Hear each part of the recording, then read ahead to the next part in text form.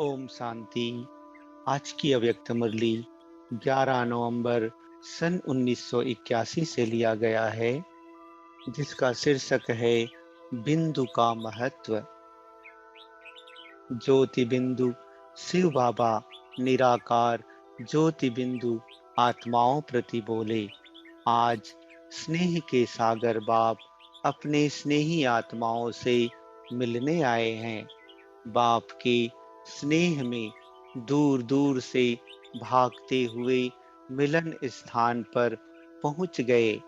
बाप दादा ऐसी स्नेही आत्माओं को स्नेह का रिटर्न, स्नेह और सहयोग सदा देते हैं, अब भी दे रहे हैं और देते रहेंगे। सर्व स्थानों की स्नेही आत्माएं अब भी सूक्ष्म फरिश्तों के रूप में इस मिलन सभा में सन्मुख हैं। बाप दादा डबल सभा देख रहे हैं। एक साकारी शरीरधारी इस धरनी पर बैठे हुए हैं, दूसरे आकारी रूपधारी जिन्हों को इस धरती के स्थान की आवश्यकता नहीं। धरनी से ऊपर लाइट रूप में लाइट के आसनधारी जो थोड़े स्थान पर बहुत दिखाई दे रहे हैं। तो दोनों सभाओं को बाप दादा देख हर्षित हो रहे हैं।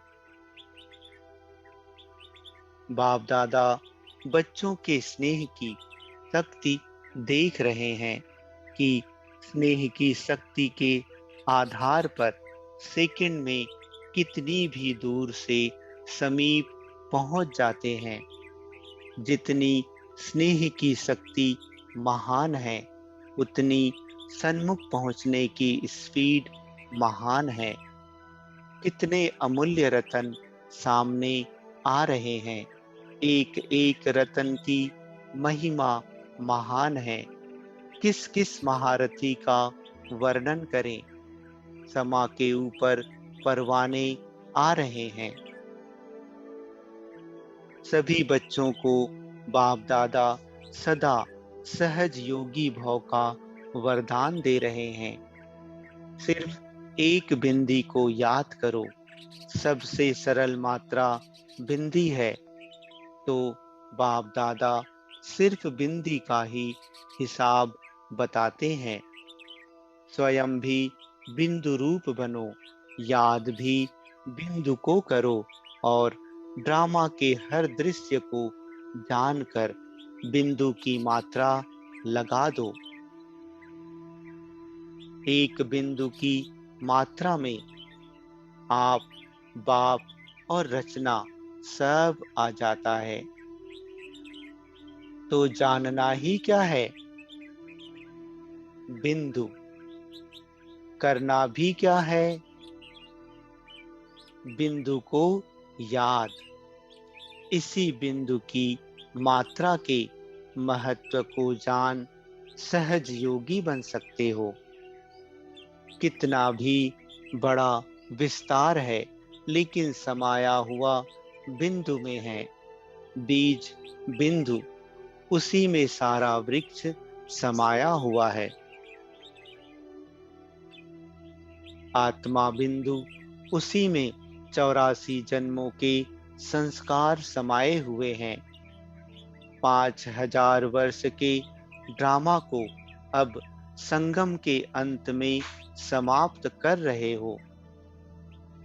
अब ड्रामा का चक्र पूरा हुआ, अर्थात जो चक्र बीत चुका उसको फुल स्टॉप अर्थात बिंदी लगाए।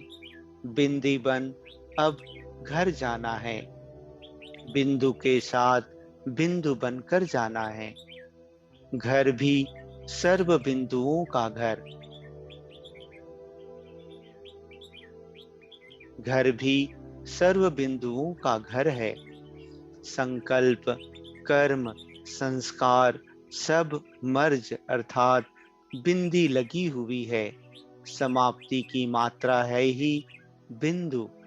सर्वगुण सर्व ज्ञान के खजानों के सागर, लेकिन सागर भी है बिंदु। संबंध और संपर्क में भी आओ तो सर्व के मस्तक में क्या चमक रहा है? बिंदु। सर्व कार्यकर्ता कौन है? बिंदु ही है ना। चाहे धरनी से चंद्रमा तक पहुंचे तो भी बिंदु पहुंचा। चाहे आप साइलेंस की शक्ति से 3 लोकों तक पहुंचते हो तो भी कौन पहुंचता? बिंदु।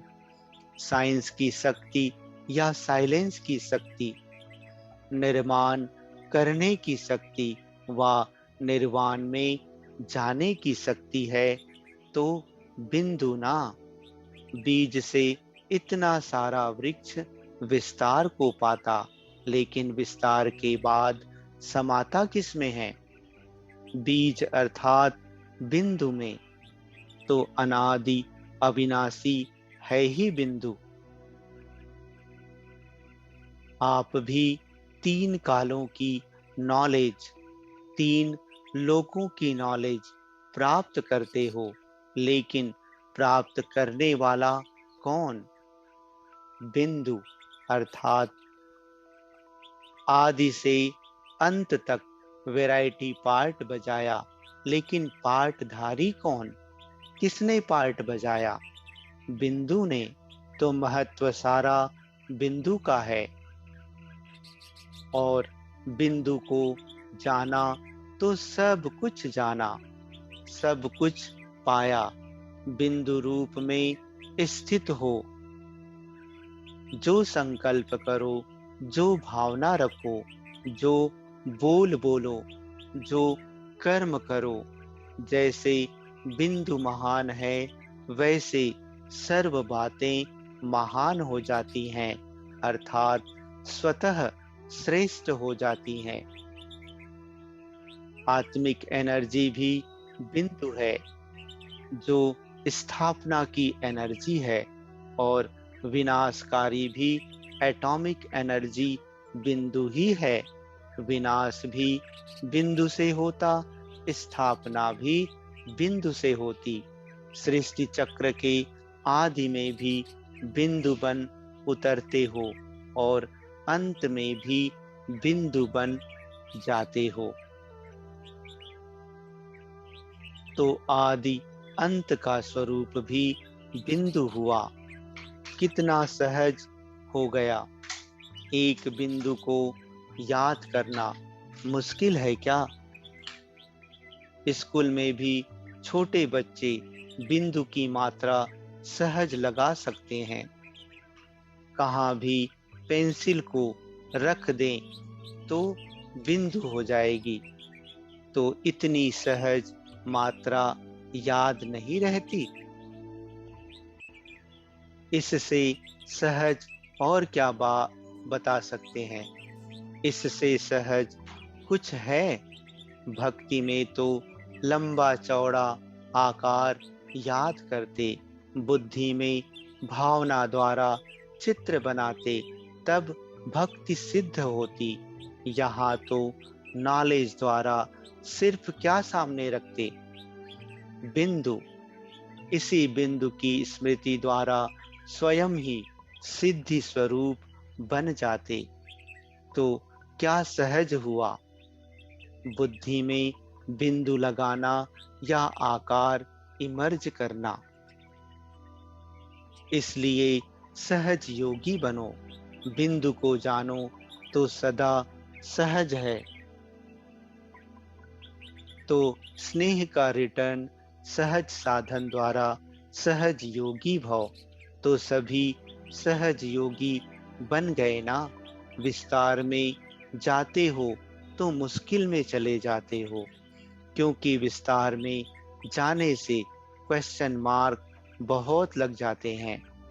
इसलिए जैसे क्वेश्चन मार्क की मात्रा स्वयं ही टेढ़ी है, तो क्या क्या के क्वेश्चन मार्क के टेढ़े मार्ग पर चले जाते हो। बिंदु बन विस्तार में जाओ तो सार मिलेगा। बिंदु को भूल विस्तार में जाते हो तो जंगल में चले जाते हो जहाँ कोई सार नहीं। बिंदु रूप में स्थित रहने वाले सार युक्त, योग युक्त, युक्ति युक्त स्वरूप का अनुभव करेंगे। उन्हों की स्मृति, बोल और कर्म सदा समर्थ होंगे। बिना बिंदु बनने के विस्तार में जाने वाले सदा क्यों क्या के व्यर्थ बोल और कर्म में समय और शक्तियां भी व्यर्थ गवाएंगे, क्योंकि जंगल से निकलना पड़ता है। तो सदा क्या याद रखेंगे? एक ही बात, बिंदु सहज है, सहज है ना। इसमें भाषा जानो ना जानो, लेकिन बिंदु तो सब भाषा में है।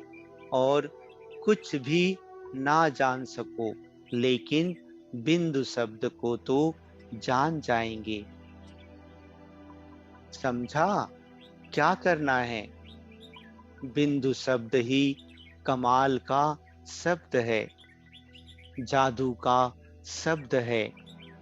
बिंदु बनो और ऑर्डर करो तो सब तैयार हैं। संकल्प की ताली बजाओ और सब तैयार हो जाएगा। लेकिन बिंदु की ताली प्रकृति भी सुनेगी, सर्व कर्मेंद्रियां भी सुनेंगी और सर्व साथी भी सुनेंगे। बिंदु बन करके ताली बजाने आती है? अच्छा, सदा अनादि अविनाशी स्वरूप में स्थित रहने वाले बिंदु के महत्व को जान सदा महान रहने वाले बिंदु स्वरूप हो सर्व खजानों के सार को पाने वाले सार युक्त, योग युक्त, जीवन मुक्त आत्माओं को बाप दादा का याद प्यार और नमस्ते। अच्छा, ओम शांति।